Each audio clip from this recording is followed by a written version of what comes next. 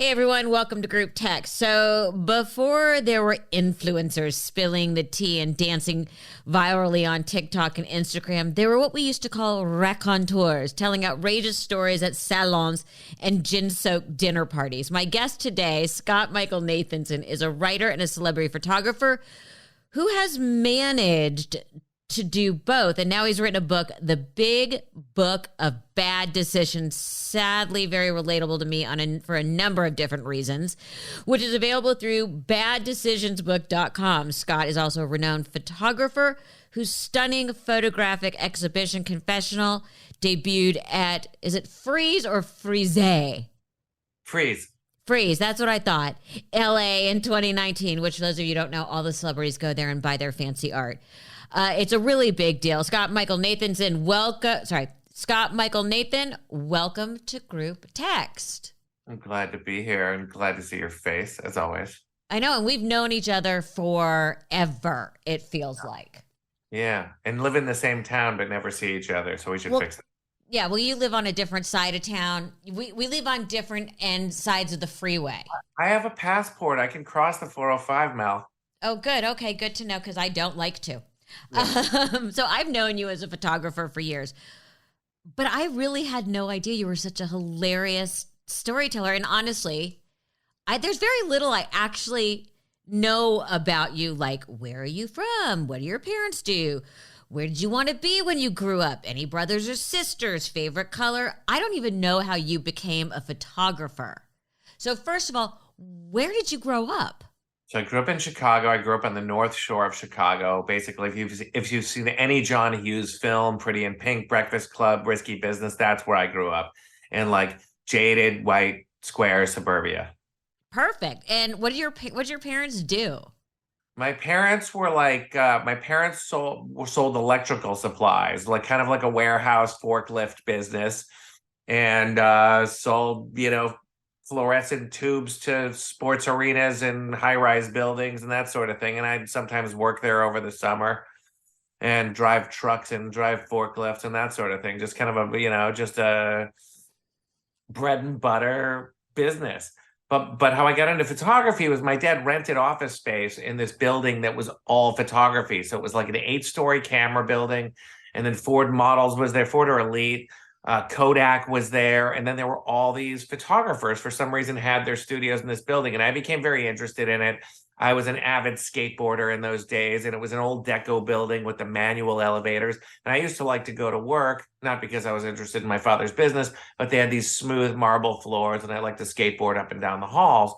And then one day a photographer stopped me and he says, "Hey, can I take your picture?" And I'm like, "Oh, stranger danger. You have to ask my parents." So I took him over to my parents' office. They're like, "Well, do you want to do this?" And I said, "Yeah, let's give it a go." So I did a little bit of child modeling. I did some like Marshall Field's catalog. And then my parents were like, "Do you like this?" And I was like, "Not really, but I want to do what those guys do." So I would go and knock on all the photographers' doors and I'd be like, "Are you shooting today? No. Are you shooting today? No. Are you shooting today? Yes." I'm like, "Can I watch?" Like, if you sit in that stool in the corner and don't make a noise, you can watch. And I was like I was a kid. I was 9 years old. And then Hanukkah rolled around and they were like, "What do you want? You want an Atari? You want an air hockey table?" And I'm like, "I want a dark room." And my mother's like, "He's not playing with dangerous chemicals. He's a child." And my father was like, "He's not going to drink them. He's not an imbecile." So they built me a dark room. And I was crazy. Like, in hindsight, I would take these like expensive cameras of my father's and I would get on the L train, which is the subway, and I would go to the worst neighborhoods in Chicago, the most dangerous projects, and I just knock on people's doors and be like, "Can I take a picture of your family?" Wow. No one ever messed with me. No one ever stole from me because I was like, I don't know, I was like a friendly kid.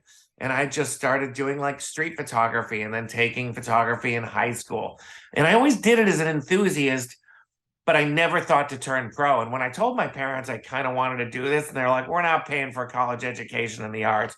You're going to be a lawyer, you're going to be a doctor, you're going to be a businessman. It's either that or you can just go get a job and we're not paying for college." And I'm like, well, I don't want to go into the workforce. I'm not really cut out for that. So I'll go to college. So I went to college. Where'd you go? I went to Boulder. Oh, you know what? You mean everybody's I wasn't allowed to even apply to Boulder. That's interesting. I was not allowed to apply to anywhere in California. Oh, because they shipped my ass east, and they knew that it would not be a healthy environment for me in the sense that all I would do would be ski all day. Well, accurate for me. Where did you go to college? I went to Penn. Ah, Ivy League girl. Yeah. How much of your time, because I don't know this about you. I remember your mom made that great joke to me where she asked if I had ever been to her apartment in New York. And I was like, no, how would I have ever been to your apartment? And she's like, you should come. You should come for Passover. And I said, what's it like? And she said, and I know she's used this joke before, but all comedians do. She says that's how Marie Antoinette would have lived if she had as much money as me. Yeah, or it used to be she say it's how Marie Antoinette would live if she had taste. Ah, nice. So Yeah. sadly, it never made it to your mom's apartment. But how much time did you spend on the East Coast versus here? Well, I went back east for 4 years for college, and then I came racing back home because who doesn't want to live, in LA by the beach? I grew up on the west side, so this was home to me. Okay, I didn't And know that. I didn't know that if you yeah. grew up there or in New York. No, I grew up here, and my dad died when I was right before my junior year. So my mom moved to New York, and I came home, and truly for years and years and years and years, I would just go back and forth. So it was probably 70-30, more or less, right around there. So I know New York well. Some of my closest friends still live in New York from college, and but I'm, when you're raised, it's weird when LA is your hometown. It's very different. Yeah. So for me, I came home. I don't know. I always thought of your mom as just like, and I just didn't know. I just thought of her as like a born, bred, and buttered New Yorker. Well, she was, and Yeah. I mean, we're getting off topic now, but when my parents never liked LA. They never fit in. They were so not cool. They never were like at the swinging parties in Malibu. Like it just was not their vibe. Yeah. And they always had this deal that whichever one was left, whichever one died first, the other one would move back to New York. Which is some weird And that pact. happened? Yeah, my mom moved right back to New York and was much happier. Did you always have that place in New York, or did she do it? Okay. No, All right. no. We were regulars in hotels. But yeah, so my parents were both, my dad was European, but they were both true New Yorkers, and they moved for work. That's the only reason they ever left New York was work.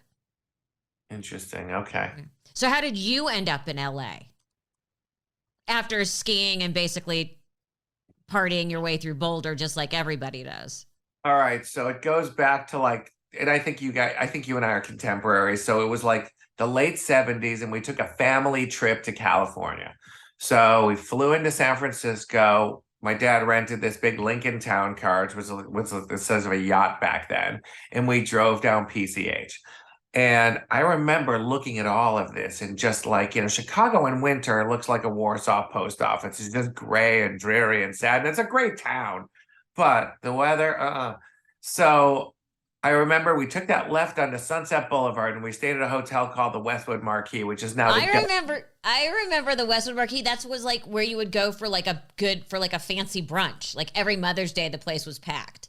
Yeah, and then my sister was like 15, and she's like doing blow at the Beach Boys, and we're like driving down Sunset Boulevard, and I'm seeing like these gated homes, and I'm smelling the jasmine in the air, and I'm in the backseat of this town car, this little rosy cheeked ginger, and I'm like, excuse me, why don't we live here? And my parents said that they knew like from that moment on that someday they would lose me to this town. And I was in Chicago right out of college, and I was working at this music publishing company, this division of Warner Brothers. And it was just like 40 below zero out. The wind is whipping, and everyone's screaming, just trying to get to work. And then a woman across the street slipped on the ice and fell on her ass and screamed, "I hate this effing place." And I was like, "I hate this effing place too. I am out of here." And so LA you came. I came, and like with very little. I came with like 3 black t-shirts, 3 white t-shirts, a pair of motorcycle boots, my Harley Davidson, and my car. And so basically how we all still dress. That's exactly my uniform. Yeah. And honestly, it was, yeah, it was great. And I moved here right before the Northridge earthquake. And the Northridge earthquake turned out to be the greatest thing that ever happened to me because I was couch surfing. I had no place to live. And then my friend's father had this huge mansion that he just built up in Mulholland Estates, Mulholland and Benedict Canyon. And the house got wrecked in the earthquake, but a yellow tag, not red tag. Yellow tag meant you could live in it, but it needed repairs. Red tag meant you had to move out. Green tag meant no damage. So he says, and he was like a real, OCD guy, couldn't handle dust or noise or anything. So he says, Scott, do you have a place to live yet? I said, no. He said, I'll tell you what, if you watch the house, you can live in the house for free. Just make sure the construction man don't steal the pool furniture. So I'm like, Jerry, I'm your guy. So I had this 10,000 square foot house that I called Hotel Beirut because like 6 of the chimneys had fallen. It looked like it bombed. And my neighbors were like Wayne Gretzky, Shaq, John Fogerty from Creedence. And I had this long hair, so they must have just thought that I was like this musician or something. And it was great, but I was so broke. I was like living off of avocados and oranges on the tree, and I was starving, but my hair and skin was amazing. Of course, all that avocado oil. So as a parent, and as kids, we always heard, I hope you make good decisions. Yet your book is all about bad decisions. So as a kid, did you ever make good decisions? Well, here's the thing. These bad decisions are not lost on me. It's not like I don't see them coming. I just have this, some people have addictions, and my addiction is seeing how the story ends. Like I'll see a terrible date right in front of me and I'll be like, what's going to happen? And most people see the train headed for the cliff and run the other way, whereas I have to watch it burn in the canyon until the fire goes out. I'm going to use that. I just love a story. So what's the origin story of the book? How did it start? The origin story of the book is I had terrible insomnia, and then my lawyer friend Hope talked me into trying this stuff called Ambien, which is a terrible idea. And you do things on Ambien, like you sleep eat and you sleepwalk, and I would eat a pint of Haagen-Dazs. And some of us sleep shop on Amazon. Yes, I've done that too. That's why one click is not good for me. No, me either. I had to turn that off for that very reason. Exactly. One time I drove to Rock and Roll Ralph's, the one on Sunset, and I bought $475 worth of frozen food. Nothing I had ever bought before, including multiple turkeys. And I woke up in the morning like, why is my living room floor flooded? And I walk out and there's a sea of Ralph's bags all melted. And I'm like, oh, God.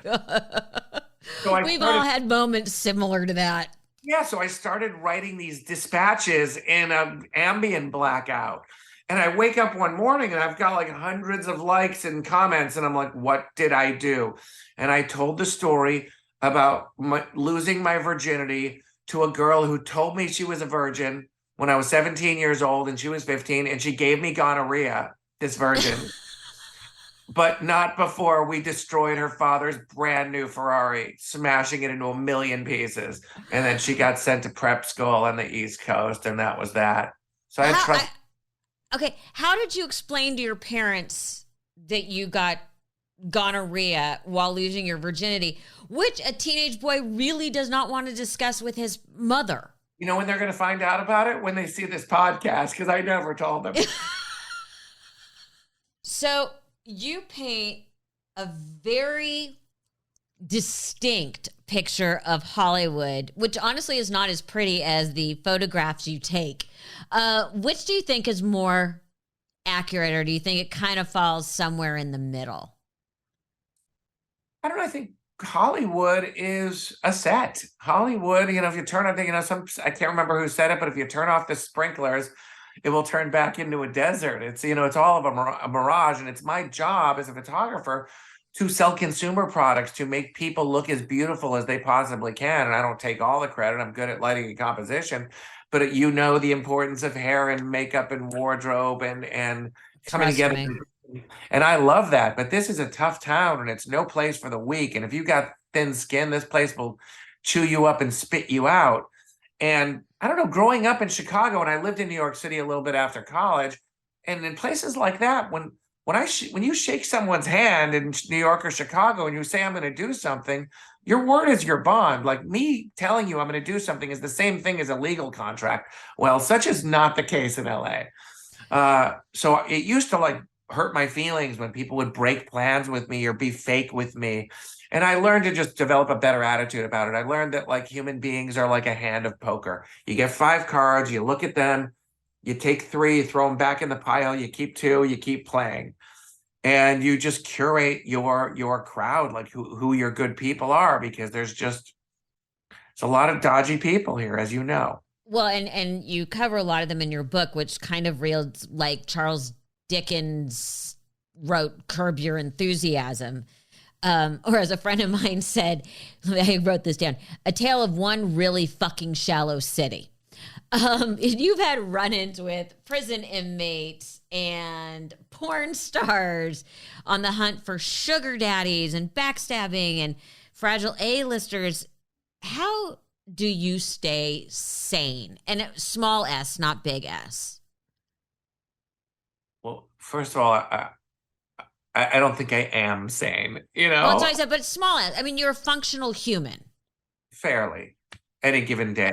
I just learned to have a you look if you it's sort of like the news. If you let it really get to you, if you doom scroll Twitter all day and just watch the horrors of Ukraine and the Middle East, you're going to be a very unhappy person. So I just try to find the humor in everything. Like, and your mom was a huge influence on me even as a little child when she hosted the Tonight Show, because she could always take just horror and make fun of it. And it's not just her, it was George Carlin. It was just so many people who you look, if you can't find humor and horror, your life is just going to be unbearable. And someone dug into me and said, you post all the time on social media and you've got 100,000 followers. Why haven't you posted anything about Israel? And I said, listen, it's not like I hide my Jewishness. I talk about it all the time. I'm a proud Jew, but there has to be another channel. There has to be a respite, a reprieve. There has to be a place for people to laugh. And honestly, you posting a Star of David and Am Yisrael Chai, you're not solving the problem either. You're just adding to the sadness. So I just do what I can. That's very deep. That just threw me for depth. Something which thought we had in common, which was a lack of it. My mother and I were lucky enough to be photographed by you. And other than us, who were clearly your favorites. I mean, I know that was a life-changing moment for you. Who was your favorite and who was your worst? Because I can still tell you who my worst interviews were on the red carpet without even like thinking twice. Tommy Lee Jones, fucking nightmare. And you would see him coming down the carpet and I would just be like, what did I do to deserve this today? Give me an anecdote. Like, what was the nastiest thing he said to you? Well, first of all, he was miserable having to do any kind of press, and clearly it was contractually obligated or he was nominated. And I think he actively tried to make you as miserable as he was. I literally believe that. And did you ever give it back? When you're live, you can't. You don't want to be rude. But I would just be like, this is fun. I would say something like that. And the first time I interviewed him, he came during a commercial break. And I thought, okay, we have so much in common. I'm going to break him down. I'm like, oh, you went to an Ivy League school. I went to an Ivy League school. I rode show jumpers. You're into horses. You're an outdoorsman. I do a lot of the same things you do. It did not make a rat's ass bit of difference. He was going to make sure that I was as miserable as he was. And you would see him like at award shows coming and you would just see everybody's body just go, oh, All right, so it wasn't just you. He was just a prick to everyone. He's just a prick. He's just, a friend of ours, a very close family friend of ours was writing a huge story on him for a major magazine. And she was a very famous journalist, but not like Diane Sawyer or whatever. She was truly like writing. And she had to go to his house in wherever it was, Texas or whatever. And she was sitting there waiting. and he hates doing these things, and he walked out naked. And she literally did not react, and he sat down and did the entire interview like that. That's amazing. That's a dick move. Yeah, I had a friend who had a meeting. I've never told this story before, but screw it, it's you and me. Yeah. A friend of mine had a meeting with Kanye West, and said he was nuttier than squirrel shit from the moment she walked into his house. But mid-interview, he just started backing up, and then he opened a bathroom door and sat on the toilet and started shitting and farting while talking to her. And she's like, I'm just trying to keep this sane. I'm just trying to keep this normal. So I just pretended like everything was okay, but that's totally fucking bananas. And then he comes back in the living room. They sit down. Did he wash his hands? Didn't ask, actually, come to think of it. So she's like, I reached into my big bag and I have a bottle of pineapple juice. He goes, what are you drinking there? And she goes, just pineapple juice. He goes, that's what this meeting's about. And she goes, pineapple juice? This woman throws big corporate events. So she was there to do an event. He goes, yeah, you and me are going to start a luxury pineapple juice. It's going to be the greatest pineapple juice in the world. You and me, partners, right? And she goes, okay. And I go, so what happened with the pineapple juice thing? She goes, he never called me again. But see, my whole thing is like, she went to fist bump. I'd be like, did you wash your hands? Yeah. As I go full OCD. I went to a sound check with Rodney Dangerfield once in Chicago, and he came out with a bathrobe to do his sound check, which I guess isn't that unusual. And then he had a corncob pipe. Remember those ones that they sell? Yeah. And he's smoking weed out of a corncob pipe. And then every person, man or woman, that walked by that worked in the venue, he'd open up his robe and flash them. And let me tell you something, this guy did not have the body of Brad Pitt in Fight Club. No, he did not. No, he did not. Unfortunately, that's kind of a sad story that, Rodney felt the need to share. Okay, so who besides us was your favorite to photograph? Who do you think back on and go, God, I would love to work with them again? Well, like Dita Von Teese and I have been working together for decades, and it's always a gem because it's always the crack team doing it. And she knows where her light is. She knows her angles. You press the button and get out of her way. We've worked together so many times. I'm just like, all right, for the close-up, she needs the 100mm macro. For the mid, she needs the 85. I know how she likes to be lit. So we've done dozens and dozens of shoots the other day, and it's always joyous. I don't know. I'm one of those people that's so grateful to be shooting that when I smell fresh psych paint and I smell the electricity of the first pop of the strobe, I'm enjoying. I haven't had too many shoots go off the rails. I had one. I shot the cast of The Office for the Emmys, and there was like a mutiny where publicists. I knew a couple of the publicists, and they were nice to me, but two of the publicists were horrible to me, and Jenna Fisher was awful. And I was just like, all I said to the stylist was dress them different than they are on the show. So Jenna Fisher comes out and she's like, you put me in this boob shirt? I'm like, I didn't put you in anything. I was like, wear whatever you want. And it was just a rough, awful day. And then another one was, this was when I was still assisting a big photographer, and it was Christina Aguilera.